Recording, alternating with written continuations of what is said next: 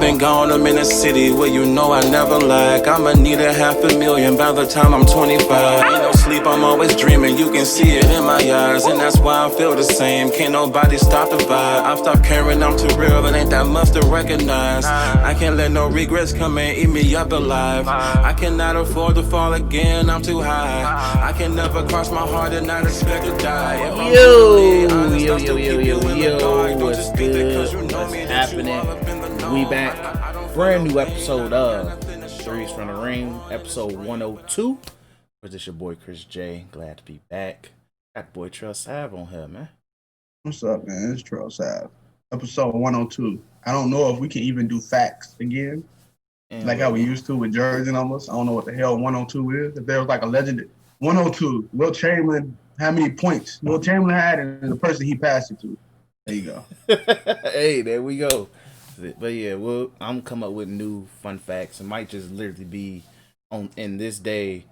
Oh yeah, it's probably gonna depend on the day, like this day in sports or some shit. I don't know, but yeah, we'll just do the generic, But we're gonna start off with basketball today, and reason why James Harden got traded. He's gone. And I think he knew probably as early as yesterday because the Lakers smoked the Rockets last night, and that nigga effort was abysmal. And then LeBron was out there looking like Steph Curry in the process. But as always, we just want to make sure you guys just know what was going on. So we're gonna give you guys footage of literally James Harden's press conference, and hopefully I think this clip involves John Wall's reaction as well. So I'm gonna go ahead and play the clip. I mean, this situation is crazy. It's something that I don't think can be fixed. So,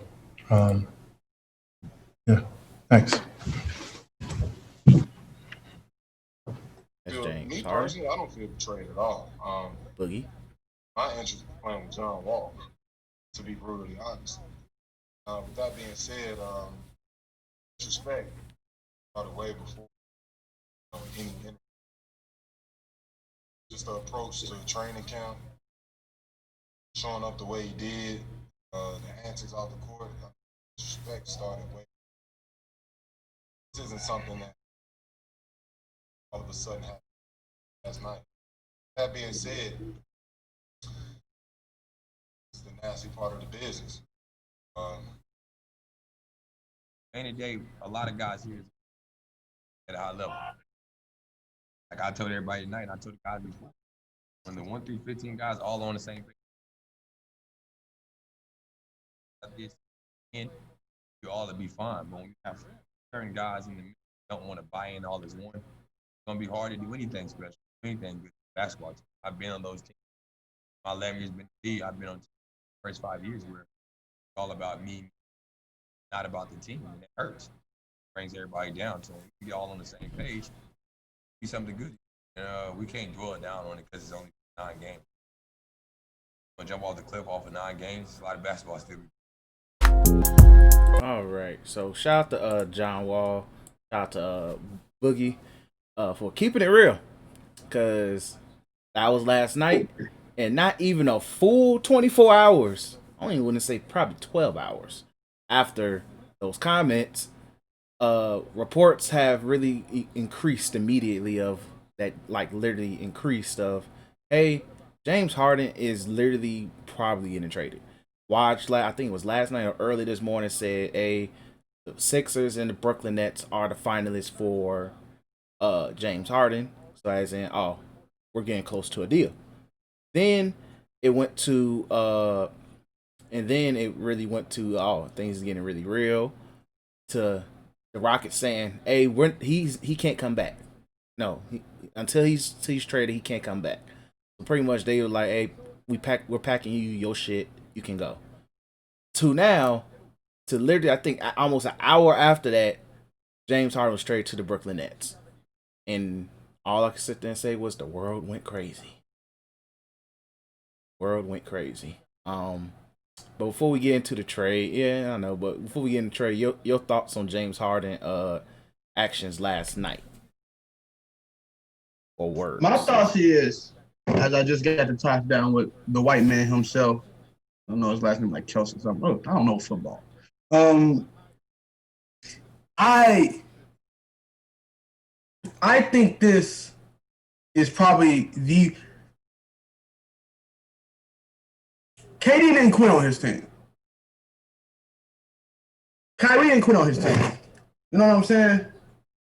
Like when they left through free agency, or Kyrie left via trade. But it wasn't like this. You know what I'm saying?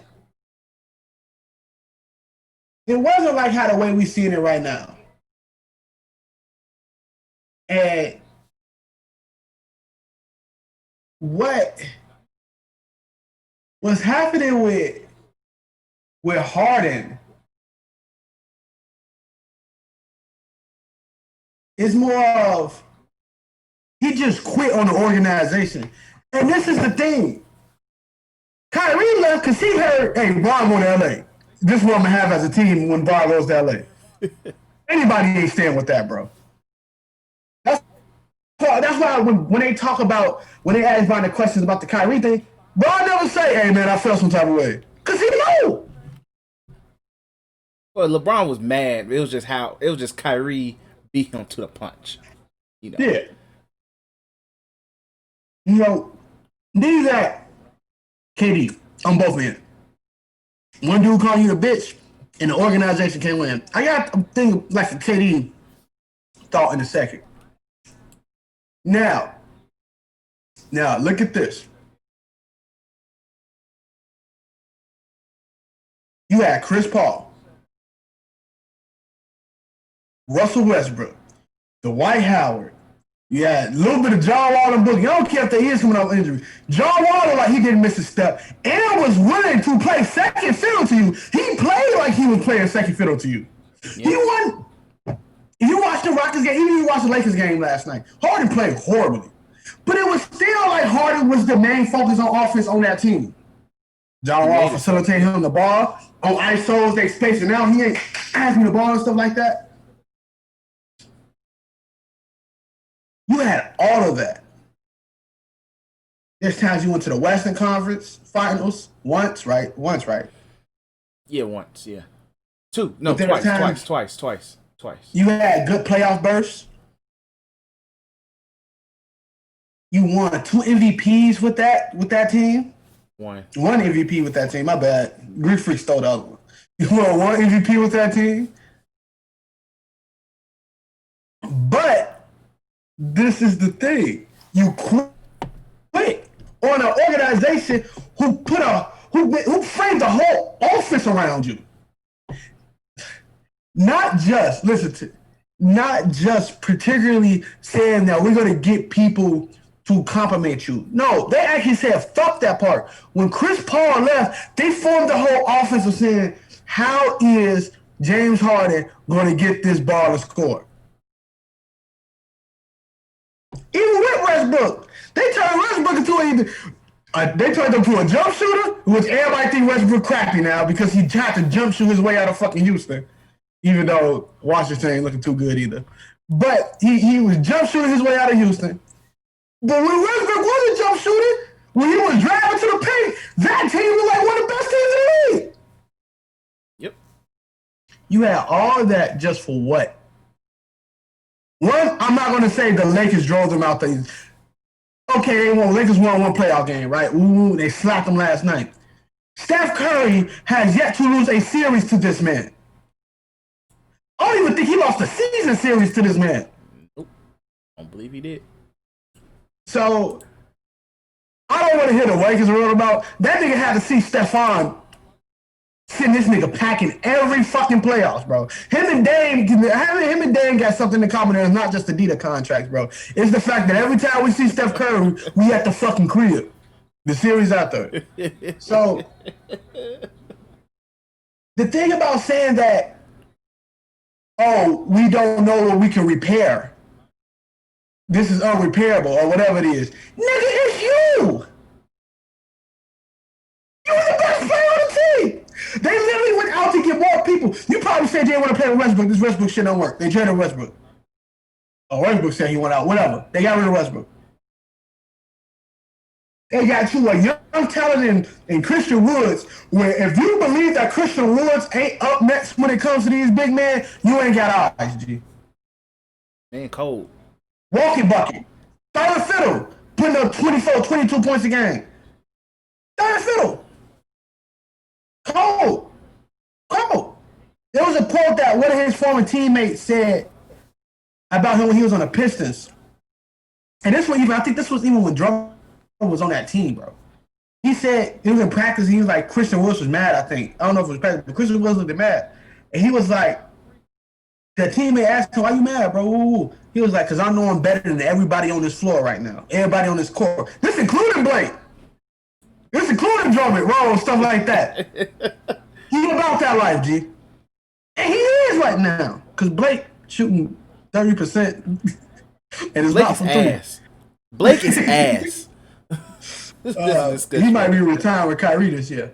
But but the disrespect.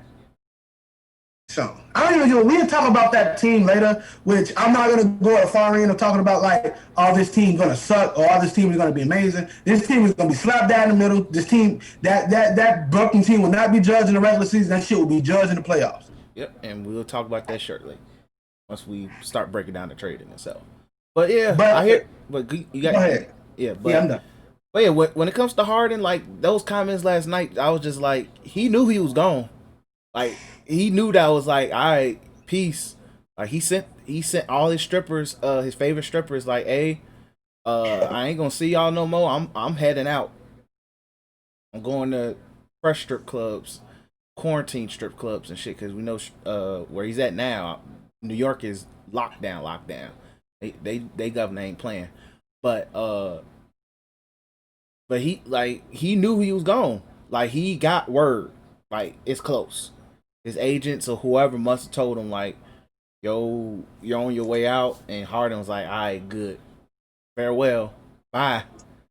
And it's unfortunate, and I agree with everything you said. Like he handled it so goofy, and like some people say unprofessional, which I see it, and then people as well saying it's just like you just don't do it that way, and like I agree, you just don't do it that way. You're just disrespectful to the organization because they gave you everything. They gave you whatever you wanted or needed. You say you didn't want to play with Dwight Howard no more. Cool. Bye, Dwight. You said okay. They realized okay, we can't really do much by yourself. Okay, let's bring in Chris Paul. You make it to the conference finals, and you was a Chris Paul hamstring, and you realizing, we're missing a lot of threes. Let me do what I do best and drive to the lane. They ain't stopping me. We have a lead. We just need to keep scoring. And then the following year, you have Chris Paul, KD's out, and you still drop the ball. You still drop the ball. And that's just and those are the recent memories. You made it to the conference finals once again against the Warriors before they were really the Warriors, and you shit the bed. So it's you. And like somebody who tweeted, and I agree, Harden is, for somebody, I give him the utmost respect, and like I feel like he's probably one of the more smartest players in the league because nobody bends the rule more like James Harden. I feel like he knows the rules of basketball more than anybody else, and he bends them up to the T. But for somebody who I feel like, who in terms of basketball IQ, I think he has his head up his ass a little too much. And it has cost. It cost him a chance to go to the finals. It may have cost him a championship altogether. You could have been the one. You could have been part of the. I prevented the Warriors from winning more than they did legacy. You could have been a part of that, but you didn't. So, and then for you to just treat this organization this way, It's just really bogus. Like, yeah, do the Rockets have a really cheap owner? Yes. Daryl Morey still did the best he could. Even when the owner said, look, this is y'all final year. And Daryl Morey sat there and pulled up his analytics and said, I'm going to make this work regardless with Westbrook. And they went on and before the bubble, they went on a hell of a run. Before the bubble, they were one of the hottest teams. For Senior Mansour, COVID fucked everything up. So, yes, Harden, it's on you. And the part that sucks, it's like it's still kind of on you. The spotlight is still going to be on you, because now it's like, how's your ego going to be over there in Brooklyn with KD, your homie, Kyrie, who we really don't know what's going on with that, but that's an entirely different topic in itself. But let's go ahead and talk about the trade in itself. Let me go ahead and pull up all the moving pieces. But I was utterly shocked. Like, I think I was shocked that it was the Nets, because I really thought it was gonna be the Sixers. I really thought it was. All right. So here's the current. There hasn't been no changes to the trade yet. But as of right now, this is the James Harden trade to Brooklyn. Breaking news, nigga. I don't know how much Jason Dumas, my bad. Jason Dumas got pulled when it comes to noise in the league, but the Brooklyn Nets were always interested in acquiring James Harden. But the deal became imperative in the light of the situation with Kyrie Irving. Kyrie is willing to sit out the year if need be, those close to him are saying.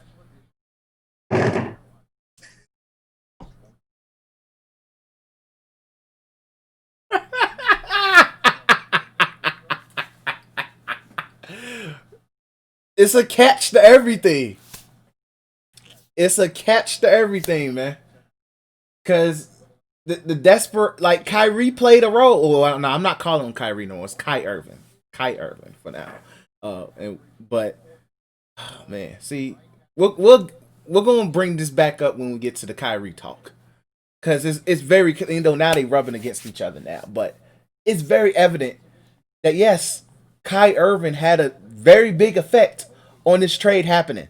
Brooklyn is desperate because they don't know what's going on with that man. But once again, y'all should have traded his ass. But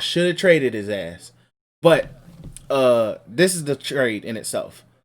The Rockets acquired Victor Oladipo, Dante Exum, Rudon Quirks, 3 Brooklyn first round picks, Milwaukee's 2022 pick, and they're swapping, and they pretty much doing 4 pick swaps with Brooklyn throughout the decade.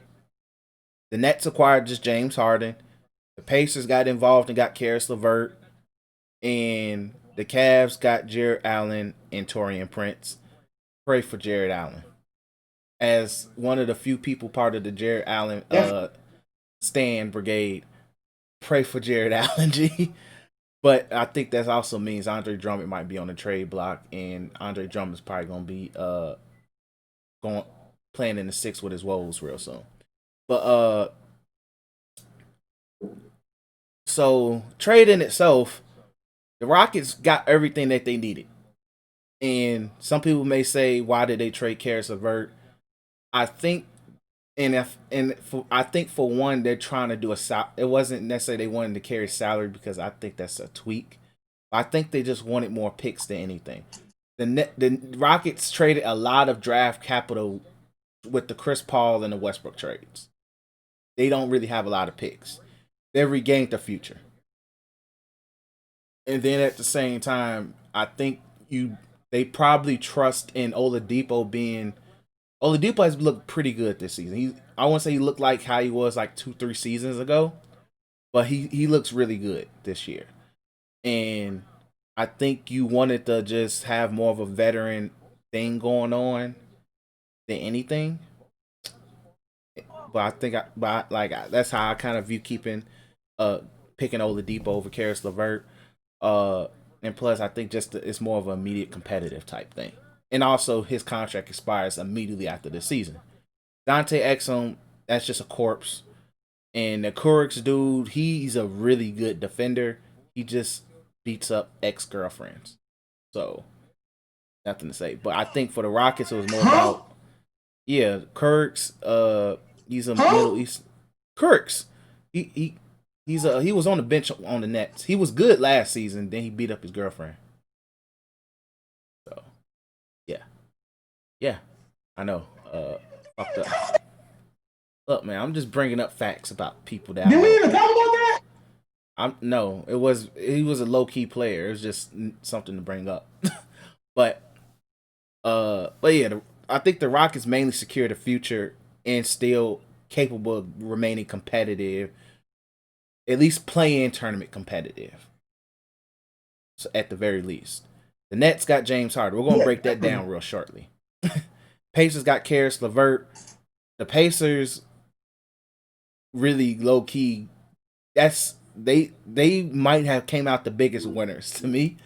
That's just me personally. I would say right now Oladipo and LeVert's about equal. But he has potential to be way better than Oladipo, and you have control of his contract for the next 3-4 years. So that's a W in itself. And I think he's a very well piece to put with Brogdon and Baby Sabonis for a future. And then the Cavaliers got Jared Allen and Taurean Prince. Taurean Prince might get bought out for all I know. I don't know. But and it's unfortunate for Taurean Prince because he's a really good piece for a contender type team who can be a solid guy who just do all the dirty work and able to guard wings and on the perimeter as well. But the Cavs also netted somebody you can keep post Andre Drummond because Drummond clearly ain't re-signed after this season. And they probably have a trade in the works for Drummond as well if you get Jared Allen because you already have a crowded front court of Andre Drummond, JaVale McGee, Jared Allen. Plus Kevin Love is in and out the lineup. And Larry Nance, who's been playing the 3 lately. So... Exactly. So literally, you have all these goddamn bigs. Somebody's getting flipped, and I believe it's gonna be Andre Drummond. He's the easy one, or you buy out. Knicks type beat, man. Huh? You said what? Knicks type beat. It's the Knicks type beat, man. Why? You got Mitchell Robinson. No, I said it's the Knicks type beat because they got them 4. I mean, they got them, all them bigs, yeah. Oh, yeah. Valid point, yeah. So, but I think the Cavaliers probably see more of a future with Jared Allen, and I'm pretty sure they would throw him the bag because he also didn't sign he didn't get offered an extension. So, Jared Allen is probably going to be the future big for the Cavaliers, and plus they control his future because he's been a restricted free agent. But he deserves all the money he gets. And I believe the Cavaliers have a future anyway with Sexton and Garland looking really good for the start of the season. But let's go ahead and look at the biggest focus of the trade, James Harden to the Nets. So now you go into this is why I say I hate that they were going to probably do this trade going into the season. Because now you have a starting lineup that is Kyrie Irving at point guard with a huge ass question mark now. The hugest of question marks. Huge. James Harden at the shooting guard. Cool. I don't know who's playing defense, but literally, if I'm Zach LaVine and Kobe White, I might literally combine for each of us getting 50 apiece. But Joe Harris at the 3. Once again, who's playing defense? Name me a defender. And then we have after that, KD, he's still a very capable defender, but still fresh off Achilles. Regardless, he's still fresh off Achilles. He's not about to try to play defense on the best player on the court. And then washed up DeAndre Jordan. You have one solid defender and a washed up defensive player of the year. Very washed up because his athleticism is gone. And then your bench consists of Tyler Johnson, Bruce Brown,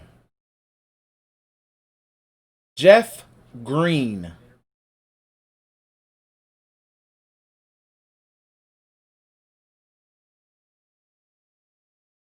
oh, they still got Landry Shamet. That's it?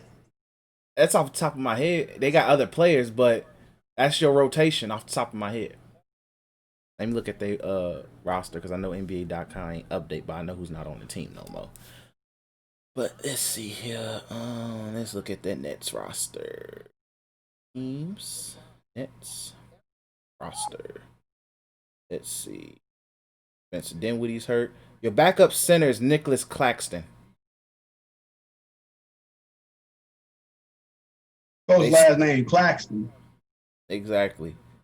Timothy Laul Cabarro. I forgot. He gets passed around dang near every other season. So you sacrificed probably one of the best benches in the league because you had Jared Allen and Karis Burke coming off the bench. You already lost Spencer Dinwiddie. So now everything hinges on the fact that you will have to literally outscore teams to literally win games. That's the focus, to outscore teams. Because you have no defense. Not to sit and say James Harden's a horrible defender, but teams is going to pick on him and Kyrie.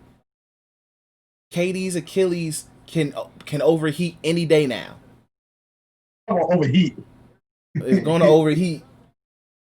So I'm just saying, who's playing? Like literally, niggas could keep telling me all you want. They gonna be buckets, but who is playing defense? Y'all can sit there and say, yeah, well, they just got to score 130. Even Sean, who works out our job, respect Sean if you listen to this, G, big love. But bro, Sean said, oh, they can score 131, but literally all the other team got to do is make sure they get 133 or 132. So yeah, I'll let KD shoot the last shot. Give me 5 seconds, so I can go ahead and score over Kyrie or Harden with no hesitation. You have no rim protection. Man. I don't believe in DeAndre Jordan no more. I don't. I absolutely do not believe in DeAndre Jordan no more. I just don't. So you can score all you want, but you cannot. You can't score. Who's playing defense, bro? And then look at the East. Let's just look at the East now, G. Let's look at the top teams in the East. Hold on. Let me pull this up. Top teams in the East. Let's look at it. And we're talking about teams that's actually going to make the playoffs, by the way. Boston. Who's guarding Jason Tatum? And Jaylen Brown? And Kemba Walker? Tristan Thompson is going to have a field day in the front court, G.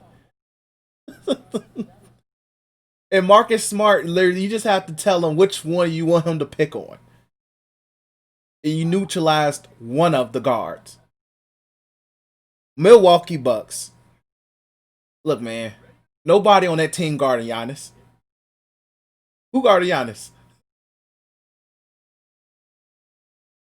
That's a field day, bro. People saying some people saying they walking Giannis off the court.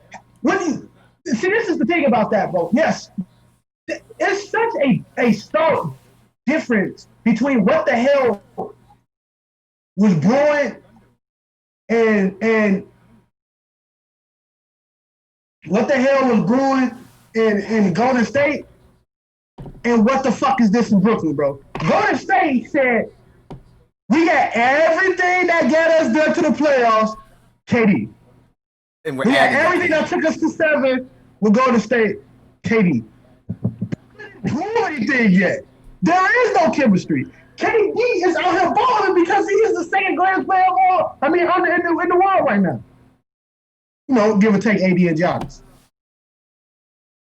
But yeah. No, I'm not done. Hold on. No, okay.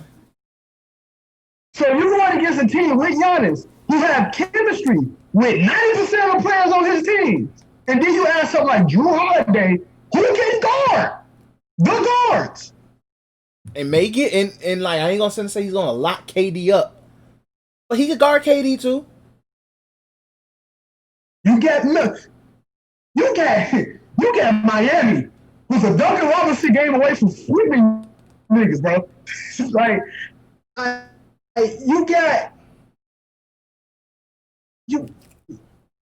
we said Boston, and we didn't even talk about all that. Nigga, Philly, you the fucking stopping Joel Embiid. Joel Embiid gonna have a field day. DeAndre Jordan, gee, look, you got Dwight Howard. You got that big ass lineup out there that they do in fucking 2K. That's annoying as shit. Really is. I don't know why they're in that lineup. Man, they do that on my career on 2K. Dwight Howard started for some reason. It's Dwight Howard, Danny Green, Joel Embiid, Ben Simmons, and Tobias Harris. That's the lineup on my career. Just a bunch of tall niggas. My center had a hard time the first game. But yeah, bro, like this is something that it can work. Don't get me wrong. KD is talented to make this shit work. That's KD. Kyrie still got his paid time off. Folks taking his vacation like my roommate Cam said, fuck it. I'm gonna take these 2 weeks. And fucking Zoom meetings about New York goddamn states boards and governors or whatever the fuck he was in that Zoom meeting about. Nigga, who knows you live in New York that long? Why are you there? Shout out to him being down for the culture though. Kyrie is a respectable man off the court. And on the court. He's a fucking assassin. It's just that since we don't know what he's doing, it's all assumptions. So this is gonna be wild, bro. This is gonna be wild. Yeah. And like, gee, it's like you're not built to really deal with the top teams. You can get out the first round, but like I've been saying, that second round in the East is going to be a fucking war zone for everybody. Literally, because that's just he's fucking hard Charlotte, and some damn reason go to Harry ball like his nigga fucking Larry. Like, Larry looking like Larry Legend 2.0 G, and it's scary. First round, like, you might see that hungry ass Knicks team with Julius Randle looking like fucking Charles Barkley. Yep. First round, you might see a lot of shit. First round, you might see the Raptors. The Raptors might get it together and be an 8 seed. Hey. That's fucking scary. Hey. You better hope the Heat don't get it together. Yeah, and you said that's the first round if they get the number 1 seed by the end of the season, bro. They making the 8 seed. What if they 3-4 and they see India somebody in the first round? The Pacers ain't gonna be no joke, and Karis LeVert gonna hoop like. Like somebody stole something. Exactly, and also who's guarding Sabonis? You better hope his foot get hot again, because if not, he gonna hoop. Like this is like people don't understand. G, you can score all you want, and people can sit there and say that nobody really plays defense in the NBA no more. Guess what? That's huge cap, because let's sit there and look at the past NBA champions. The Warriors were still up. As much as we applaud that offense, that team still was a top 5 defense. A top 5 defense built around making sure that their best player, whether it was KD or Steph, was limited to play not as much defense. Perfectly. Oh, let's look at the Heat. Who the fuck is this running back on the Raiders? Or halfback or whatever the fuck ever? Jacobs, he decent. Decent as fuck. He breaking tackles left and right. This nigga Derek Carr got 29 yards in passing. Jacobs went to Alabama. Whoever the fuck that other nigga is, though, he is marching up the field by him fucking self. Hey, man. Look, the Alabama running back's a different breed, G. But this nigga got 15 yards after contact. After somebody hit this nigga, he ran for 15 more fucking yards. The Alabama running back ability, bro. Scary. What was I saying? I forgot. I really did. But yeah, Brooklyn's gonna have a tough road, G. Like, it's not gonna be easy for them boys. at all, like at all. And oh no, I remember I was saying the Warriors. So yeah, like the past champions all were. It's like you could have a great offense. You could be top 10 in offense, but they were top 5 defensive teams, or at least top 10, top 5 or top 10. You easily you have to. The Warriors, the Spurs when they beat Bron and them. The Raptors were a top 5, I think they were a top 10 offense, top 5 defense when they beat that year. They beat the Warriors. The Heatles. They wasn't. I wouldn't say they were the best offense. They were like a top 10 offense, but you had fucking prime LeBron and D Wade. But they were known for their defense. They were locking niggas up. I think they were a top. I think one year. I think they were consistently top 2 or top 3 in defense those years. You have to defense legit wins. Defense wins championships. It's not a cap. The Lakers last year literally locked niggas up. Everybody kept saying, "Oh, these great offenses," and literally the Lakers locked their ass up. They locked up Portland. They locked up the Rockets. They locked up the Nuggets. I think in the Heat, they just literally outgrinded them because nobody plays better defense than us. Nobody. So I don't want to hear, "Oh man, they're gonna outscore," because come playoff time, we know who James Harden is.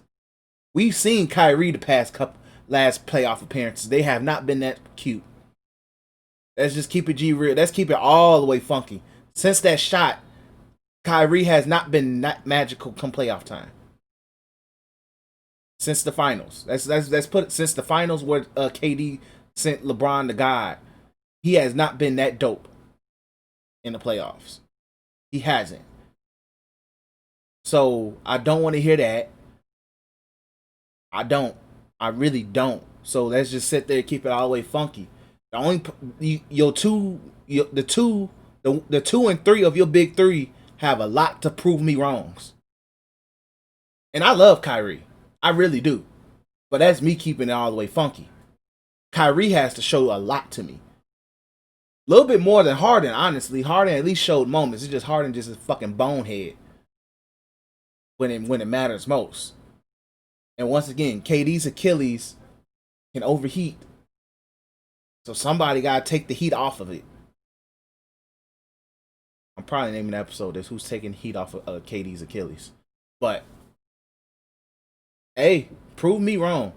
And don't sit there and say they got the trade deadline, because who the fuck are you trading else? You don't have picks. Who's available in free agency? Andre Roberson? Come on now. Lance Stevenson? Jeremy Lin?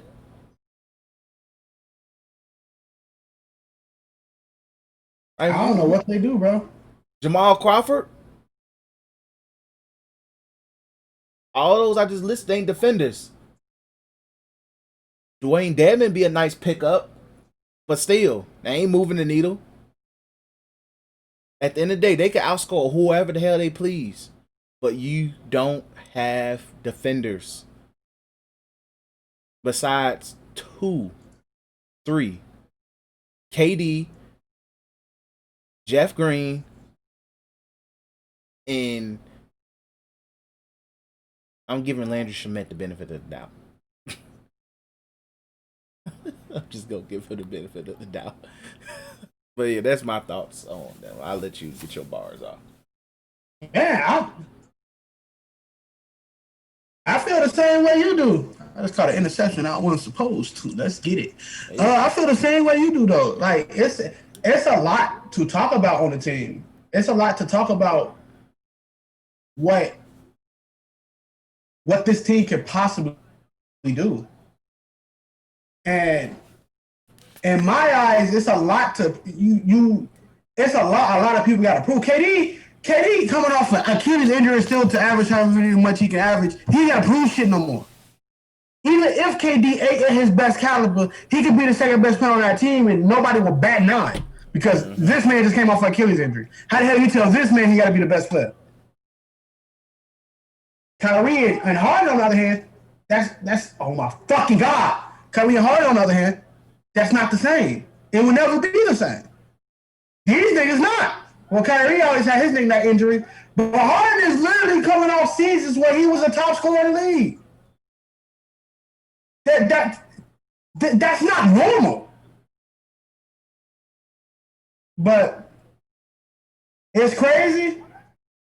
But like I was telling you, Chris, so many podcasts ago, these max contracts don't mean shit.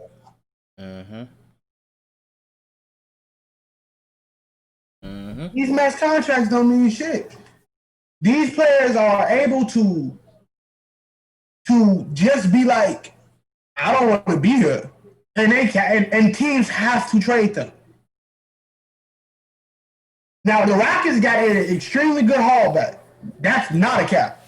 They got an amazing haul back. You regained the future. You know? But it still sucks. It just felt like everything Harden did was a waste of time. It feel like everything he did was a waste of time. So it's crazy. It's a look and see. As RP, whoever that resident was named. Look and see. The wait and see approach. Let's go ahead and talk about Kyrie. So Kyrie has, I think, what was it, last week after we recorded, that man has literally just said, fuck it, I'm about to go vibe. And when I mean vibe, he's just following the vibes. So first and foremost, I don't think if he was to at least been somewhat transparent with the team and said, hey, look, I legit do need some personal time with some family. My dad's sister's birthday coming up. Ooh. I ain't gonna trip. Like, go ahead, do your thing, brother. You know. But to proceed and not tell, not even your coach, not your GM, that, hey, I'm about what's going on, it's really asshole like.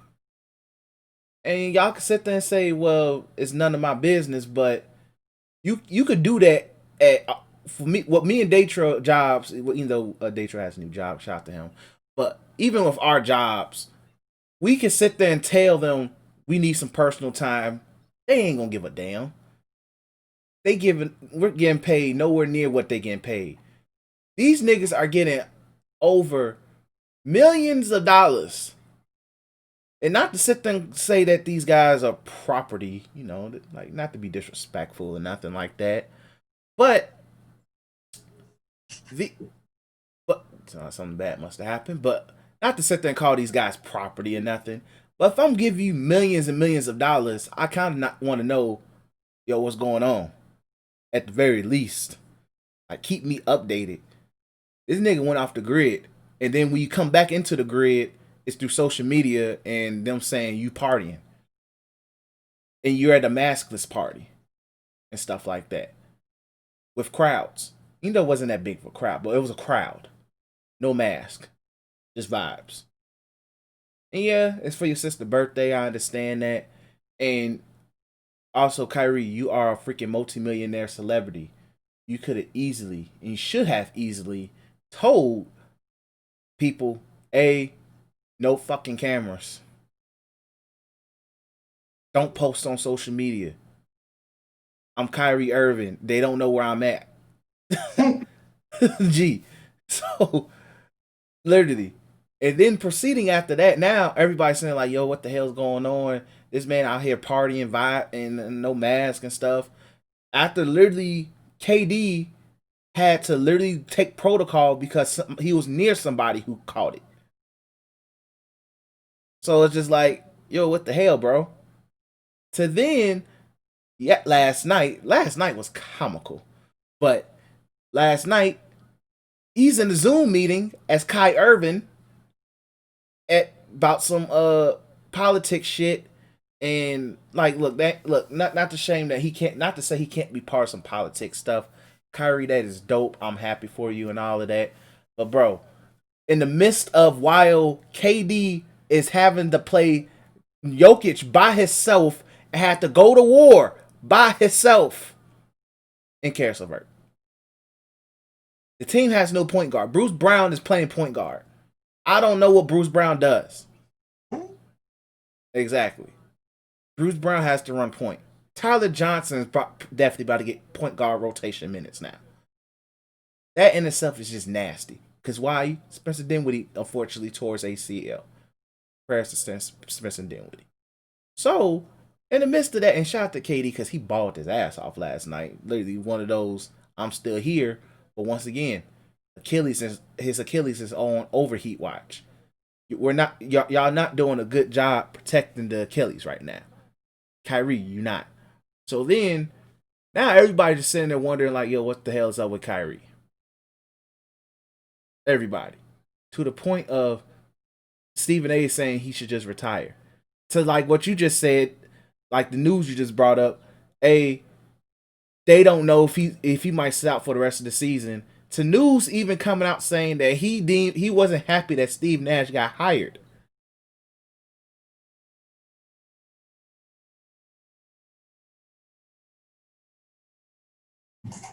This nigga is insane. Yeah, Kyrie's definitely insane too. So I have nothing else to really add right now, but I'll let you get your bars off about Kai Irving. Okay. So not Kyrie Irving insane. I think he's well kept his mentals intact. Whoever the fuck this running back is fucking insane. And they just dabbed on me. Oh, I want to win this game so bad.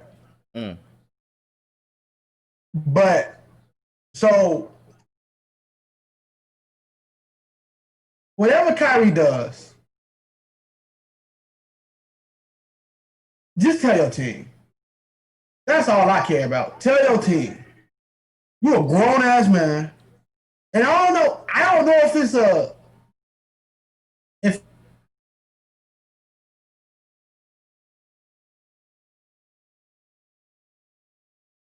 You still there? You being froze. A league problem. Like, cause George Hill came out and said some wild shit too. Folks said if I want to see my motherfucking family, I'm seeing it.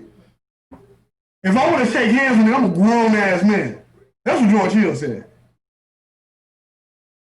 So George Hill is coming out saying that. I don't know if Kyrie has the same objects of like, y'all niggas can't tell me what to do. I'm my own man. Shit, I'm cool with that. But at least come on and say something. Like, also, you don't owe anybody any words. It's just weird to see. It's kind of like when a nigga. It's kind of like when a nigga is at the job and you have problems and you don't want to tell nobody nothing. Shit, you ain't gotta tell me. But it's kind of like if it's affecting my motherfucking work, at least do something for me to be in a good position. And that's all I think most people want to see, and most people want out of this is Kyrie just to come out and say like, "Yo, this is what's going on. I'm doing this because I need this done." If that's what's going on, shit, bro, Kyrie, you a grown ass man. You do what the fuck you want to make sure your mental's in straight. Your mental straight. But if it's not that, then if you're doing this out of spite, if you're doing this because how you feel about the league or how you feel about the way the league going, brother, I don't think this is the fight you want to have. You know what I'm saying? Mm-hmm. So that's my take on it. Just come out and say something. You usually it was just a weird season for him regardless. The first coming out, I ain't talking to no media. Now this shit, weird, man. Weird as hell. Yeah, I definitely agree. Like, it's like, I just don't like how he just handling it, and it's just for somebody who literally said he ain't fucking with the media this year. The media knows a lot. And literally, it's just how the media is, and like it's what I said and say that they're gunning towards Kyrie, maybe, possibly, I don't know. Hell yeah, they are. Yeah, but you're not helping the case. Like it shouldn't be reasons why there's reports, a different report every day about you, and it's true to an extent. Like it's literally a report that I read, I think, or read or heard that him and KD ain't as close as they once thought.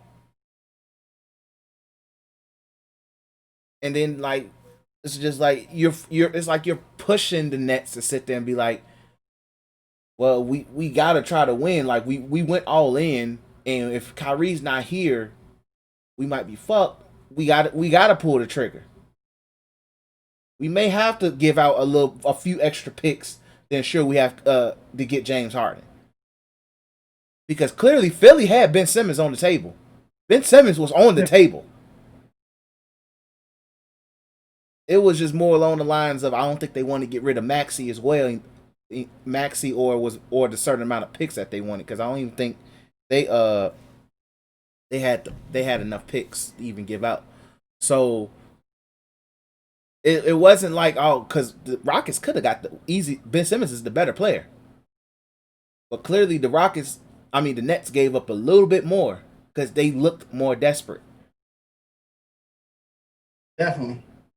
Because this is the funny part.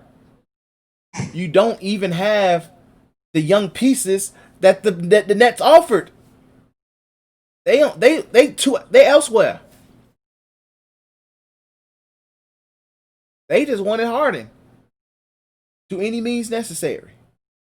So it's a really unfortunate situation for the Nets. Like all eyes are on them, and for it to even work, Kyrie, Harden, and KD have to be on the same page. And the one person who I feel like is going to mess it all up is possibly Kyrie. It falls on him. And I know people gonna sit there and say, well, no, he's the third option or whatever. He don't like, no. It falls on him because literally, not because to sit there and say he's the third option, but he's the one who's too unpredictable. He's too unpredictable. Like, I need to know who are my soldiers I'm going to war with. Because if I don't know, how I'm about to get the troops together? Like you have to literally make Jeff Green, Landry Shamet, Joe Harris believe that literally we're going to be okay. We're going to take the tough assignments and put less pressure on y'all. If Kyrie ain't there, it's just like, oh, that's more pressure on somebody else. There's more pressure on them. So I really hope the Nets figure it out. I hope Kyrie figures it out. And once again, Kyrie, you are a grown man. You can do as you please. You are a grown ass man. You can do as you please. But you also gotta it's the more I think about it, like when his contract is up, he's definitely retiring. He is definitely retiring. I don't see him playing any more basketball once his contract is over with. Like Me neither. Yeah, like he's going to continue to do his thing for social justice and stuff like that, which I honor and respect. He's a great, very wise person, but it's very clear that he mentally he's just not all, and not to say like he's dumb or nothing, but like mentally emotionally his heart is just not there. This is not there no more. You got your one championship young, you got your moment and everything. So it's like, in a way, you have a valid case to be a Hall of Famer. Definitely. So it's just like, hey, my legacy is set, regardless. It's just, hey, I want to stick around, make some money. If I could win another one again, hey, so be it. But I really don't see Kyrie playing basketball beyond the end of his contract, which I think is another 2 years or a year. I don't remember. But yeah, like I really hope that they figure it out. Before we move on to wrestling, let's go ahead and talk about how COVID is running the league wild. They had to change protocol rules. George Hill saying he gonna do whatever the hell he please, but honestly, do we give a fuck what George Hill wants to do? Honestly, like bro. But we just know that COVID ain't nothing to play with, and I think that the NBA should really highly consider bubbling up, at least like bubbling up. You got to, because it's getting really out of hand. Game, like I think literally almost every other day is a game. Every day now, a game or two is getting postponed because teams don't have enough players, and it's getting to a point where players are starting to feel uncomfortable. But also, I'm looking at the players to be like, "What are y'all doing?" But also, I'm also looking at the league and be like, maybe y'all the contact tracing protocol is too strict. Yeah.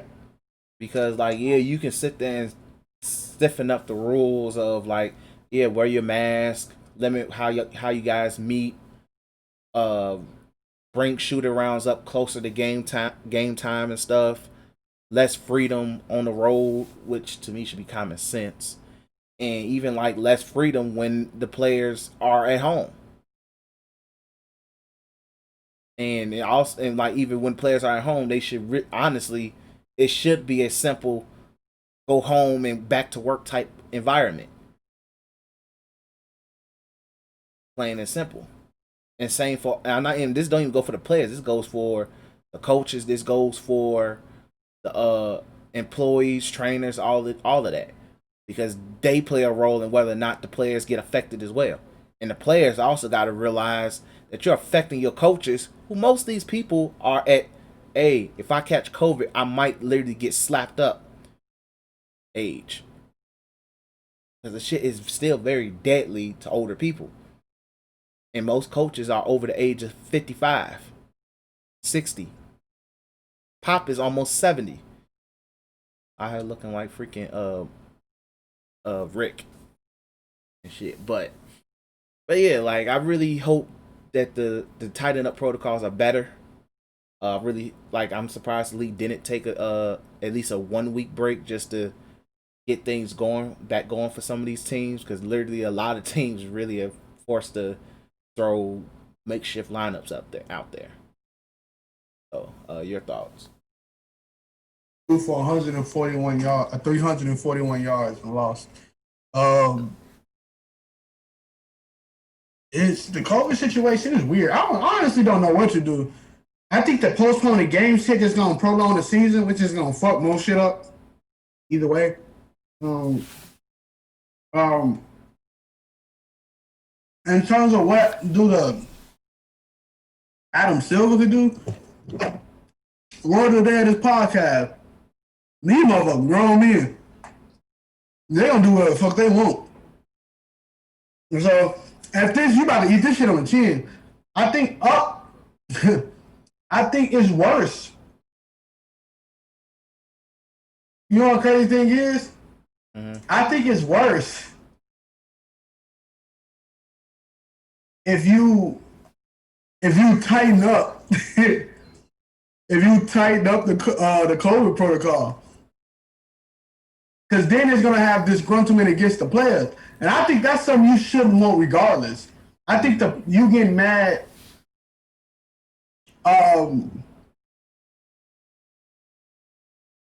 I think you getting the players mad about this COVID stuff. I think that's worse than a whole bunch of motherfuckers catching this shit.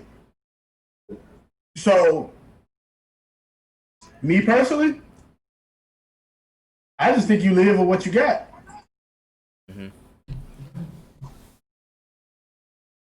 I get that, and it's one way to look at it. Is just like hope that things just get like it's like regardless, you still gotta tighten stuff up for the safety. You just, like say you gotta factor in. Well, what can you tighten up if you're not in the bubble? Like at this point, like seriously though, at this point, what are they doing that everybody got masks on? Nigga, the bench is 6 feet apart. Like, what are you doing other than telling these niggas not to come outside? Because the thing is, the only way for them to like, let's just sit there and assume that they're doing the right thing. Either I'm gonna sit here and say these niggas are probably wild and out doing New Year's. Yeah. That's probably what it is. A good portion of niggas is wild out doing New Year's. Let's just keep it G real. But let's just say a portion of it is just the traveling. But at the same time, it's just with basketball, the line it's way less lineups as well compared to like football. As long as you had like some players may just have to may have to play special teams when it came to football. As long as they were able to suit up 53 niggas, it was cool. Even though the NFL was just grimy, they told the Broncos you're playing football with no quarterback. They sent them out there with no quarterback. So and did not even give them a chance to say, "Hey, can you give us a couple of days like you gave other teams?" They told them to just go out there and play with no quarterback. So it's just, but Roger Goodell is a crazy nigga. Like he's a wild boy. So I'm giving Goodell that different breed. But but in terms of somebody like Adam Silver, yeah, you're not Roger Goodell. Like some people want you to, some people view you as Roger Goodell, but as nice. You're nice, so people view you a lot better. So, but I'm gonna say is like hopefully it's like by next month things smooth out because that way teams can it should like They call Houston first team all ACL. I gotta retweet that one.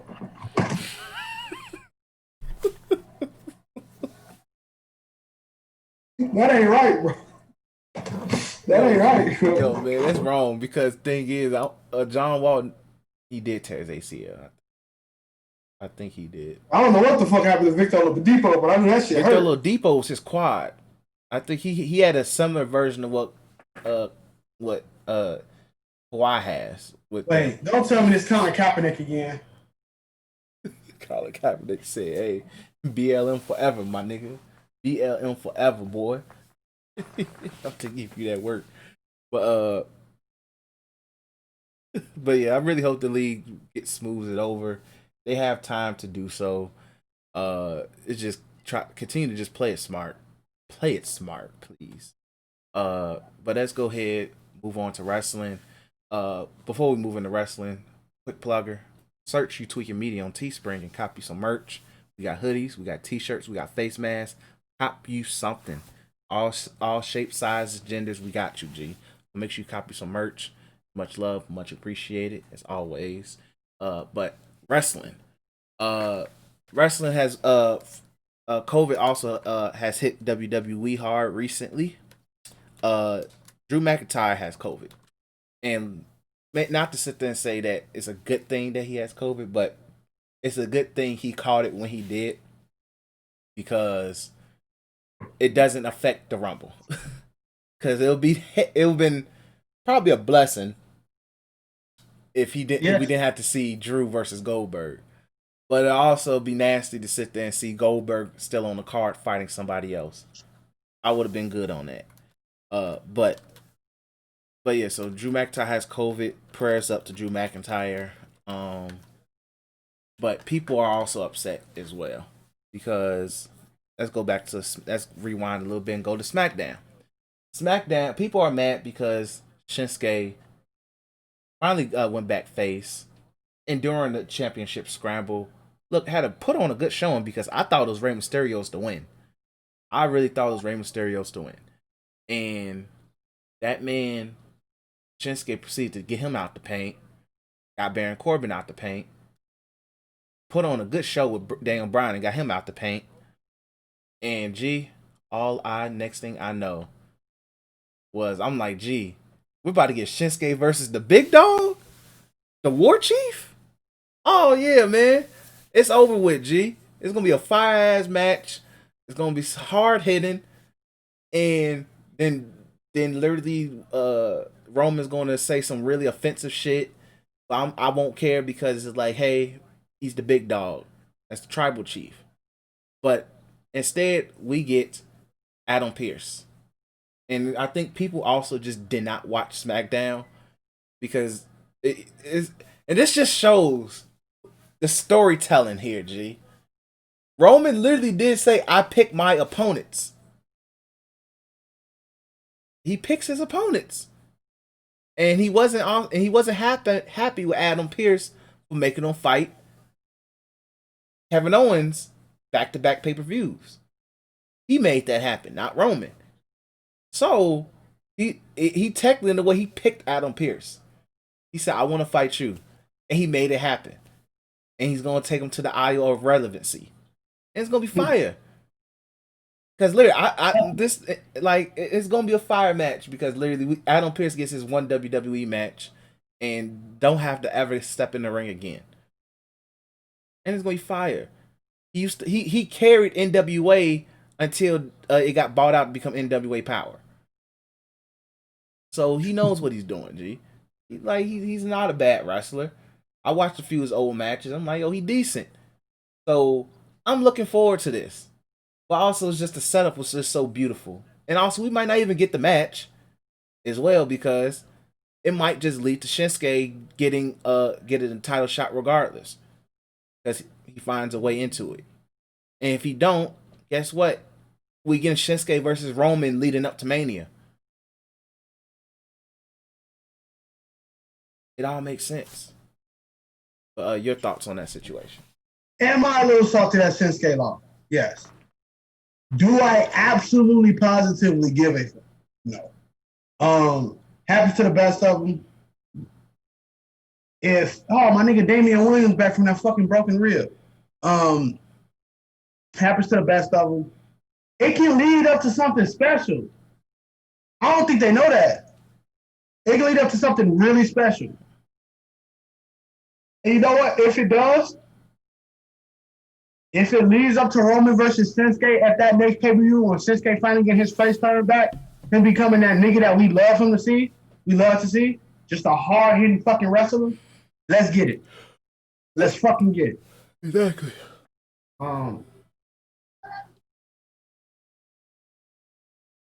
That's what I'm looking forward to. But is Kansas City bad at the run or some shit? I mean, the run defense, this shit is ass. They defense. Real quick, Chris, what defense do I play to stop the run? What formation?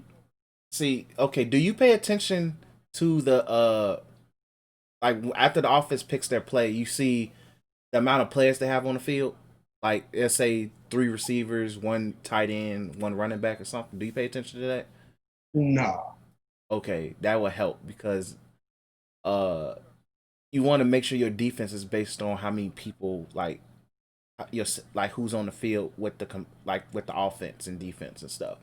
But part of stopping the run is literally just learning. You want to have to learn to do those little defensive audibles and stuff. So 1 running back, 1 tight end, 3 wide receivers. What I'm doing?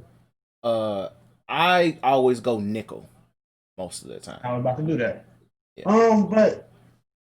But yeah, I think it would have been cool, but also you can shave Shinsuke and Roman for something special. Yeah. Like, that's a nice lead up rivalry for Mania to me. Like, who the fuck is D-Lock? D-Lock? That's their quarterback on the Broncos right now. Oh, Drew Lock. Drew Lock. I'm like, gee, who the hell is this? Hey, look, man, Drew Lock is ass. Man, he carving us the fuck up. Damn, man, the man getting surgical. But yeah, I hear you. Like, when it comes to like the Shinsuke thing, I think people overblowing it. I think because to me, you set it up where literally you have somebody for Roman to go against until we see Pop. Because to me, it looked like Daniel Bryan versus Roman at Mania. It's looking like it to me. Unless whoever wins the Rumble is somebody on Raw and they go over to SmackDown to fight him, but I don't see that happening, honestly. But yeah, like I really believe is you set it up perfectly for Shinsuke to get a nice little goal against Roman between Fastlane and Elimination Chamber, wherever pay per views is happening leading up. Like you set it up perfectly, and you reestablished him as like he's a threat, because he beat Daniel Bryan clean as hell, clean as a fiddle. Yep. So yeah, so it's a definitely wait and see type approach. But I need people to sit there and realize storylines need to happen, and you set up two separate storylines for two future opponents in one night. See the vision, people. See the goddamn vision. Doing what they gotta do. Exactly. And even with the thing with, the more I think about why Drew and Goldberg is happening, who are you about to throw at Drew for at least one, until for now at least? There's nobody else. And like, I hate Goldberg with a passion, but at least I know he's about to get freaking kicked to the Netherlands. So like, it's going, like, people saying Goldberg, they're not giving that belt to him. They're not even gonna waste it. That's a waste of time. Huge waste of time. So I don't see that happening. But it's really nobody for Drew to go at. Like, Keith Lee's probably about to win the Rumble. Randy Orton's still busy with the Fiend. The Fiend is still not back to life. I would say Bobby Lashley, but I think that's probably going. It depends on how they set up Bobby Lashley after the Rumble. And I would love to honestly see them go at it for a pay-per-view. It'd be a nice, because Bobby Lashley has been really solid. I know, Extra, you listen to this, you probably real pissed. But guess what? He has been real solid. And MVP led it up and said, look, you got the US, you got the tag team belts. Are you looking for a belt? Shit, they can go MVP. They could go MVP. You could easily go MVP, or you could just sit there and be like, Bobby Lashley sit there and be like, look, nobody wants to fight me because I have this damn belt. I'm about to go find me an opponent. He just attacks Drew. And Drew and Bobby Lashley have some slapper matches on Impact. If you check out those archives, I don't know if it's on the Impact app, if you so have subscribed to that shit. But they had a slap little rivalry during peak Bobby Lashley running things era over there. So like, it has potential to really be a slapper of a little feud to go on, because I think it gives Bobby something to do, and it kills time for Drew leading up to Mania. Because because I see my prediction is still Keith Lee to win it, and he's going to pick Drew. It just makes the most sense. Unless I would be shocked if he picks Roman, but it just don't make sense, at least storyline wise right now. But yeah, I'm really looking forward to seeing where things go with Drew McIntyre right now. I see a heel turn. It's just something telling me I just see a heel turn. It's not, and it's probably because it's just how he's just really sunning Goldberg this badly in promos, where it just makes it sound like it's a heel turn. And literally, it's not to sit there and say that Goldberg shouldn't be a face, because he shouldn't be a face in this situation, but it's just how the dialogue between the two is sounding. That's just me.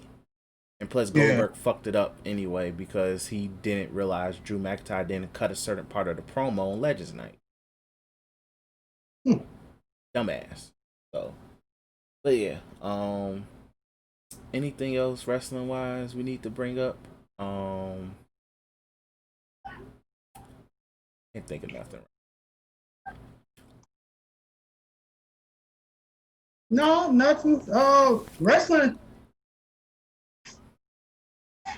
With AEW and Impact, so the Good Brothers, Kenny Omega and the Young Bucks reformed the Bullet Club. So that's going on, and they're actually having and on Impact side of things, Omega and the Good Brothers attacked Rich Swann and the Motor City Machine Guns. I know that happened recently on Impact, I think last night. So that's going on, and I don't really know what else is going on AEW side of things, but Impact things, they look really lit. Something to pay attention to. Also, Jay White is a free agent. Jay Oh White, yeah. Jay White's a free agent, so be on the lookout for lots of rumors of who he's about to sign with. Is so be wary of the fake all elite pictures with Jay White until you actually see it on actually AEW, or we see him pop up at the Royal Rumble at the end of this month. So be on the lookout for that. Jay White is literally the hottest free agent right now. He's tired of taking extremely blunt attacks in New Japan, and I don't blame him. But he could be a big star here if depending how he's booked, and I'm interested to see where things go with him because that's a huge talent to be free right now. So be on the lookout for what's going on with that. I think that's really it. But I want to share something as well. So I've been still watching old wrestling. I've been watching 97. And Daytra, I like to hear your reactions as I watch this shit. 97. Yeah. Well, pretty much when NWO formed, and I think I'm in 97 right now. So I'm really doled out by the NWO right now. And it hasn't been a full year. I'm just bored of the shit. Because they do the same shit. They take over. And it's not even the Macho Man just joined. But it's just some of the shit. Like, the Sting stuff is really interesting because I just really like the evolution of Sting going into the Crow character. From him literally just popping up in the rafters and just hoeing WCW niggas saying, like, look, man, are you with me or are you against me? And just so that's all interesting and neat. But just certain aspects of just the NWO storyline is the definition of being shoved down our throats. Even Hulk Hogan being shoved down our throats. Roddy Piper, well, I was never a fan of, was never this fire to me. But storylines don't make sense. And maybe was he still wrestling? Huh? Was he still wrestling? Yes. They made Roddy Piper a threat to Hogan in NWO. But I think this is partly because Ric Flair had shoulder surgery, so he couldn't really take a bulk of the storylines. Because he just, like where I'm at now, he's just now coming back. But now he's about to do it. He's a tag team with Roddy Piper to fight the Outsiders.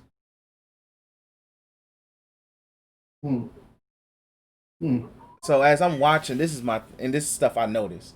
It's really dope to see the rise of people like Rey Mysterio. Rey Mysterio's on Nitro every fucking night. Every night. So like they believe to him pretty early. Like he's on every pay-per-view. He's on every Nitro. It's really freaking dope to see in terms of that from Ultimo Dragon. I was always a fan of Ultimo Dragon. Like I just like the fact that nigga used to come out with like 14 different belts and shit. Wait, what? He used to come out with like 14 belts, G. I don't even know none of them belts. He'd just give them to his manager and be like, here you go, man, hold these, man. And whoop somebody's ass and then proceed to walk out with the 14 belts. Fire. Did he ever get the big belt? Hell no. Hell no. What was the point? Because one thing WCW did a good job was literally with the cruiserweight division because they just took niggas from other promotions, but like they took worldwide talent, so they also let some of the talent still work in like their respective countries, whether it was Mexico, Japan, and stuff, and other federations. So Ultimate Dragon was just that nigga across the world. So he would have all these belts, and he would be shining on niggas, G. But it was dope seeing that. Chris Jericho popped up and then disappeared. Like just disappeared. Like and this is not. And I know he had a hot run before he left. But when he popped up, I'm like, yo, where the hell did this nigga go? And he just disappeared. It's funny seeing Teddy Long pop up, be random people managers. That's just hilarious. I hate Lex Luger with a passion. Like they built Lex Luger up to be a threat, and I don't take Lex Luger seriously. Also, I hate a lot of these theme songs with a passion. But it's also the 90s, so I gotta remember what was the sound back then. Which makes me go back to Rey Mysterio. Rey Mysterio really was supposed to be a star, G. NWO fucked up a lot of people. But Rey Mysterio Rey Mysterio had Jaws music as his interesting, G. Damn. Yes. Like I fast forward every time he comes out. But pretty much what I'm telling people is it's funny when you sit there and at least know what's gonna be the result, but you see how the NWO was so overly saturated. Because them niggas was everywhere in every part of the show. Also, Diamond Dallas Page, just seeing his rise was really dope as well. Because I forgot like that nigga was out there like that. But shout out to DDP. And then but they involved him with the NWO. And it was just like, yo, what the fuck? Chris Benoit. It's weird because his wife Benoit, Brice Senoir, that guy. He's there with his wife. But Daytra, do you know the story of how they met? Was through WCW? I remember from that whatchamacallit? The Dark Side of the Ring. Didn't he help like she was getting abused by somebody? Yes. Yeah, Kevin Sullivan or whatever. I saw the match. Them niggas they near murdered each other. For real? Yes. I forgot what pay-per-view was it. I think it was it uncensored? I think it was uncensored because it was like a San Francisco brawl match or something. The match ended where literally the niggas did not move. Like Chris Benoit somehow finessed the pin and he did not move at all. Like neither one. Kevin Sullivan, they had to literally get multiple ambulances and stretchers and shit just to get them out the ring. Then but Chris Benoit was built up to really be a star. It was just that they really fucked up by making that shit really personal because that probably helped with the CTE. Because that alone really, I was like, yo, like that's effed up. But yeah, like it's highlights, but it's just when the NWO pop up, I'm just doled at this point. And then he's got to the point when they separate. Oh, one become the Wolf Pack. Yeah, and I love the Wolf Pack. Like I still need to get that. I need to get a Wolf Pack jacket. Like if I could get that red NWO jacket, I'd be satisfied with life. But yeah. But the reason why I'm sharing this with people is just let you guys know. A lot of that shit that was going on in WCW really wasn't as popping as y'all thought it was. G. Especially because most of the NWO stuff, it wasn't like they wouldn't pop up until either the end of the night sometimes or the beginning, or they just randomly just pop up, and it'd be like once or twice, and it's just sometimes it really gets dull, and maybe because I just don't like Hulk Hogan no more, so just seeing him pisses me off. But yeah, but do I highly recommend people go back and watch old wrestling sometimes? Take advantage of the $10 of the WWE Network. Let you learn shit. I highly encourage people to do it because that way you just get a perspective and make sure nostalgia ain't corroding things. Because to me, people often say, "Man, those were the good old days." Good old days ain't as look, man. You said Daytra. You know how it is about the good old days. Good old days ain't the good. Wait, is it a Wire quote? Yeah, the Wire quote. Fuck. Which That's one? the thing. Look, man. All right. Think about the old days is that they the old days. Exactly. So a lot of that shit ain't as fire as y'all thought it was. And I'm just keeping it G real. Much love though. But yeah, so I'm just sharing that to also kind of further the wrestling talk. But that's a nasty time in wrestling. It really was. Like some of that shit is really corny. But let's go ahead and end the episode on that note. We appreciate you guys for listening. As always, make sure you guys do please follow us on Twitter at 3s from the ring, 3S from the ring. Whatever platform that you are listening to us on, whether it's YouTube, like, subscribe, and follow. Hit that subscribe button. Hit that ring button as well. The bell let you guys know when we're dropping new episodes. So you know how it is when it comes to that for all you tweaking media things and new content coming away on the channel as well. So be on the lookout for that. Make sure you copy some merch. Once again, it's on Teespring. No deals and sales right now, but hey, copy some merch.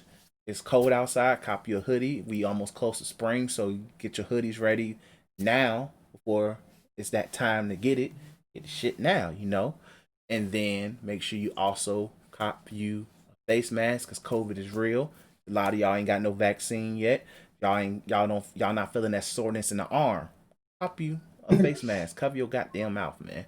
And just get you a t-shirt. Why? Shoot, it doesn't hurt to have a t-shirt. And when you do copy some merch, take a picture, tag me in it or something like that, or tag whatever podcast page on Twitter. Let us know that you rocking with the brand, G. Much appreciated. It really is. So, but yeah, so you know vibes. Make sure you do all the other stuff. Follow, subscribe on if you're on the audio side of things. We appreciate you guys for listening, and peace. Ninja.